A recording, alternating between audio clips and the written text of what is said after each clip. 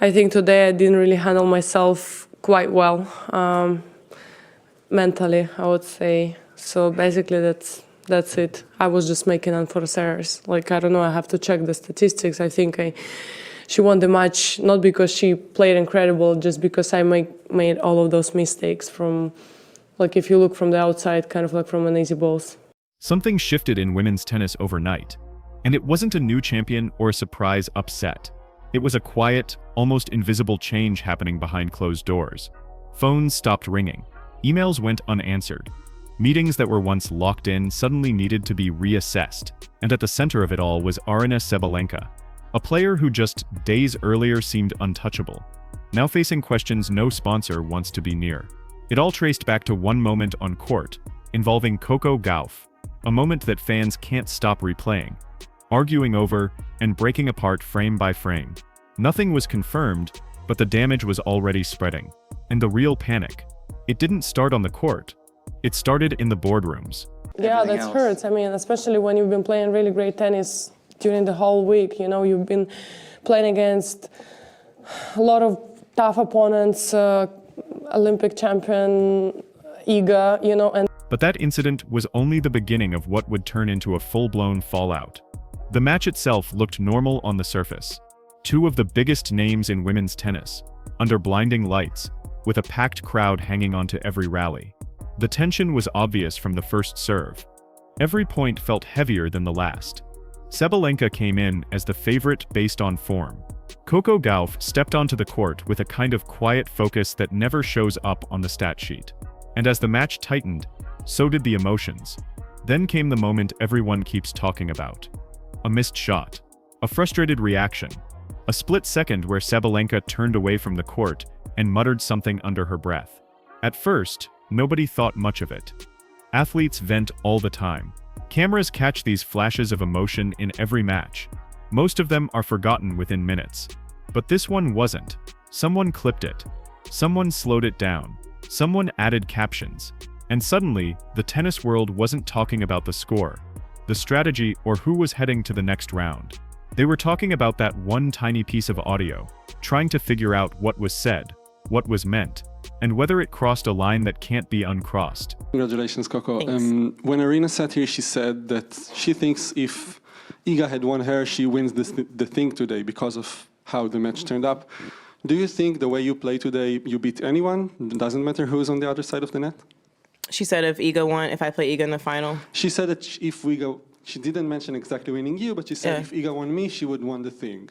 I mean, I don't agree with that. I'm here sitting here, and last time I played, no, like to Iga or anything, but I played her and I won in straight sets. So, yeah, I don't think that's a fair thing to say. And once that clip started spreading, the situation moved from tense to explosive fast.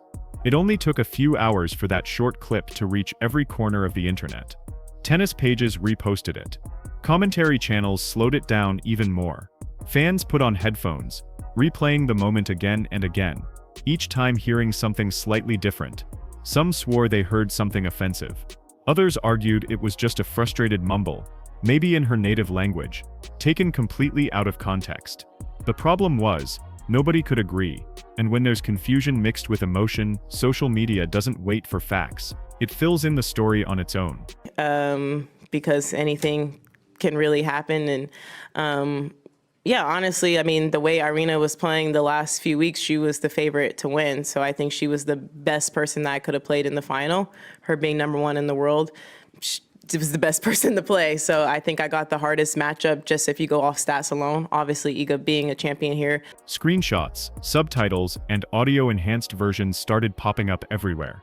People who had never watched a full tennis match were suddenly acting like experts, analyzing lip movements and body language. Influencers jumped on it for views. News accounts hinted at controversial on-court audio.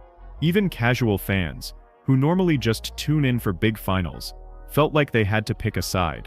The conversation stopped being about sports and started becoming about character, intent, and respect. What made everything explode wasn't just the clip, it was the vacuum around it. No immediate clarification, no explanation from either camp, no calming statement from the league. In a world where everything gets addressed within minutes, that silence felt loud. To some, it meant guilt. To others, it meant confusion. To the people who matter most in business, the sponsors, it meant risk. And risk is the one thing brands run from the fastest. Because while the public was still arguing in comment sections, contracts were being reread, meetings were being called, and reputations were being quietly reevaluated behind closed doors. I mean, she's probably emotional about it, so I'm not gonna take it with too much anything. And I do hope people give her a little bit of. While fans were busy debating what they heard and what it might mean, something much quieter, and much more serious, was happening in private. This is the part viewers don't see. The part that doesn't show up on highlight reels or trending pages. The phone calls. The emergency Zoom meetings. The sudden shift in tone from, "We're excited for this partnership," to "Let's take a step back and reassess." Sponsors don't need a full investigation to start worrying. They just need uncertainty. And uncertainty is exactly what surrounded Sabalenka's name in that moment. You talk about the power of social media to help tell your story, but do you think at the end of the day you're still a little bit misunderstood for who you are?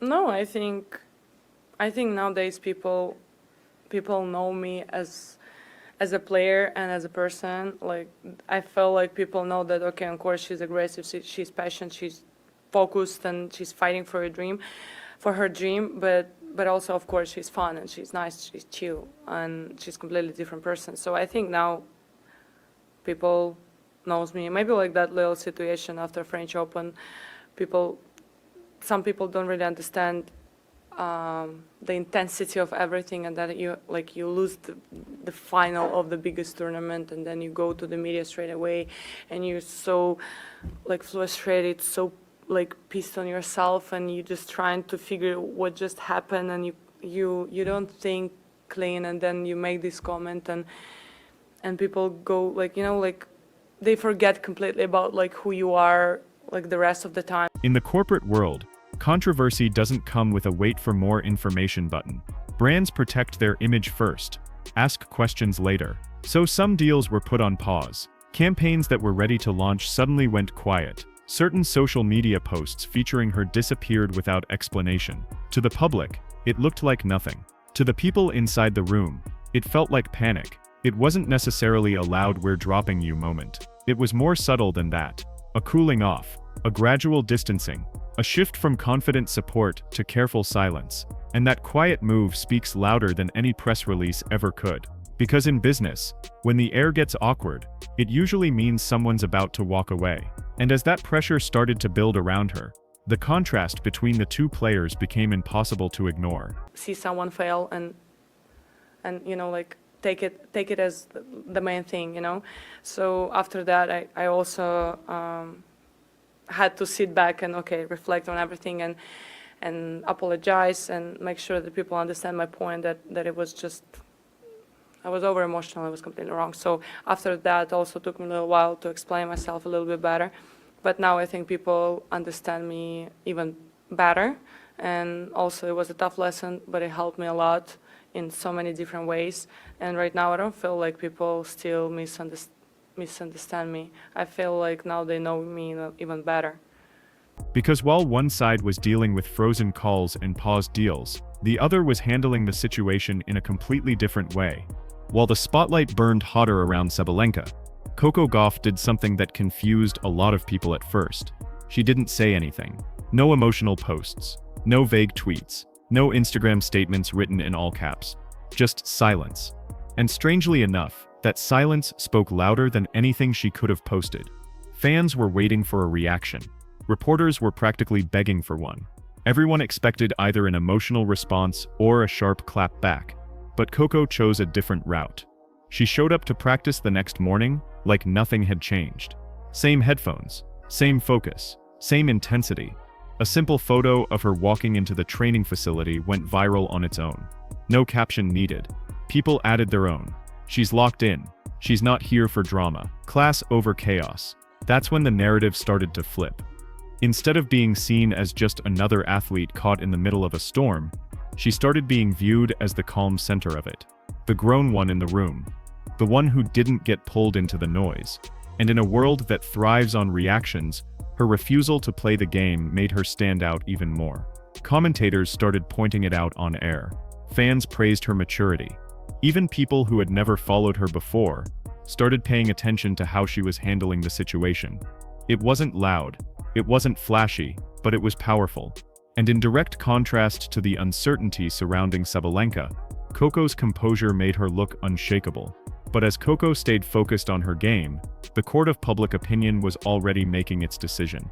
Once the contrast became clear, the conversation online started shifting in a big way. At first, it was just a debate. Two sides going back and forth, but little by little, the tone changed. The more people saw Coco staying locked in and unbothered, the more Sabalenka's silence began to feel uncomfortable. Neutral fans started leaning one way. Longtime supporters started asking quiet questions, and the comment sections that were once split down the middle suddenly felt lopsided. It didn't help that old clips and interviews involving Sabalenka started resurfacing. Nothing concrete, nothing officially proving anything, but enough moments that, when pieced together, made people start using words like pattern and attitude. Fair or not, perception is everything, especially in the public eye. And once a narrative starts forming, it spreads faster than facts ever could. You could feel the shift in energy. Posts in support of Coco were getting thousands more likes than anything defending Sabalenka. Fan pages switched tone. Memes started popping up, some supportive, some brutal, some just highlighting the difference in how the two were handling the moment. And at that point, it wasn't even about tennis skill anymore. It was about character. How you act when the cameras are on you and when everything is falling apart at the same time. But just when it seemed like the internet had already reached its verdict, a few powerful voices decided to step in. As the situation kept building, it didn't stay locked to fan pages and comment sections anymore. The conversation was now too big to ignore. Former players, analysts, and respected voices in the sport began hinting at their stance without always naming names. Comments about respect on and off the court, and the responsibility that comes with being a role model, started appearing in interviews and on social media. And even without direct callouts, everyone knew exactly what and who they were referring to. Some well-known figures publicly praised Coco for her composure and professionalism, calling her a true example of leadership at a young age. Others spoke more carefully, reminding viewers that moments of frustration can be misunderstood. But the overall message was still clear: how you handle pressure matters even more than how you play under it. For Sabalenka, that wasn't comforting.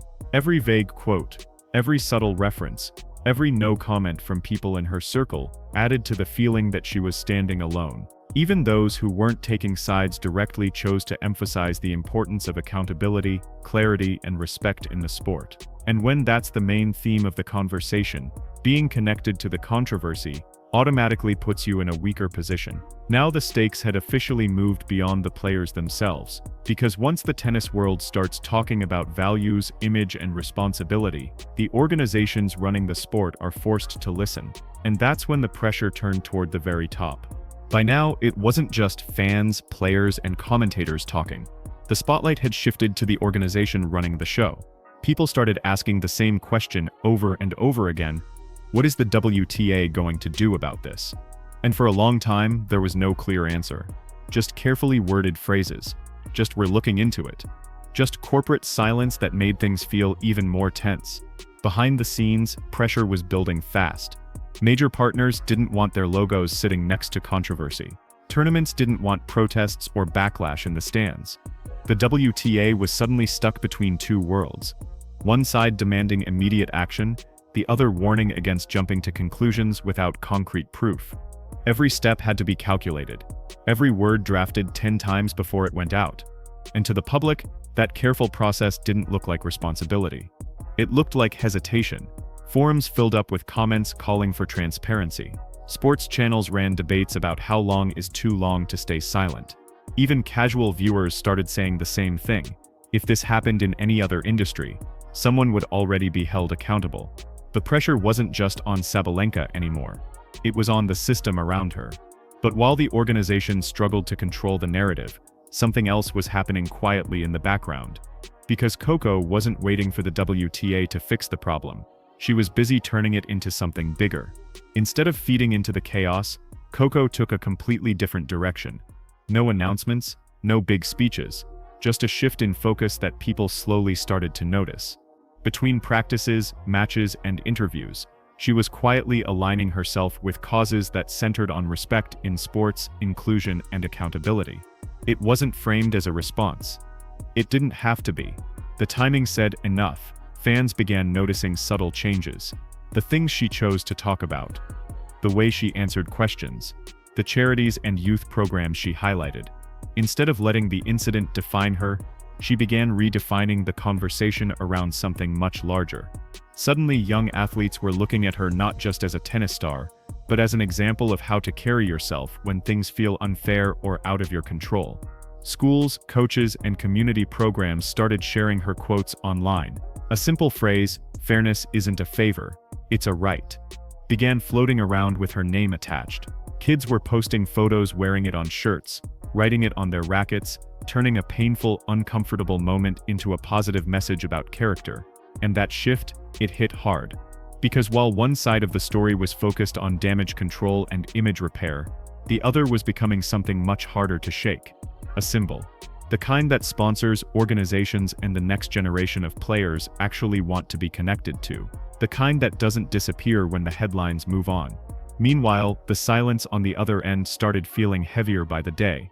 Because even without another word being said, reality was settling in. Some reputations recover quickly, and some take much longer.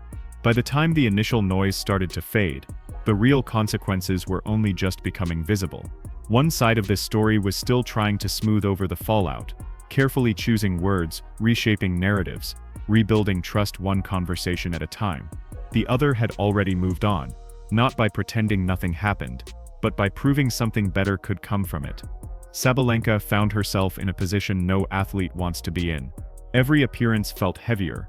Every interview felt scripted. Every match came with whispers in the stands and questions in the media room. Even the smallest mistake or emotional moment was magnified. And when sponsors step back, even quietly, that's when the panic really sets in. Because it's not just about money. It's about reputation. It's about whether brands, fans, and the sport itself still believe in you. Meanwhile, Coco Gauff didn't need to shout, accuse, or demand anything. She just kept showing up, kept working, kept winning respect the old-fashioned way, through discipline, grace, and an unshakable sense of self. And slowly that became the real story. Not the clip, not the arguments, not the rumors, but the difference in response. This wasn't just a tennis moment. It was a reminder that in a world obsessed with reaction, the most powerful move is the one you make in silence. That while one mistake can change how people see you forever, the way you handle the pressure after it, that's what really defines your legacy.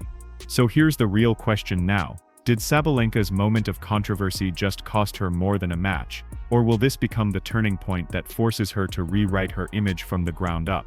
Because in the end, trophies fade, rankings change, but reputation, that's the one thing you either break or rebuild. And this story isn't over yet.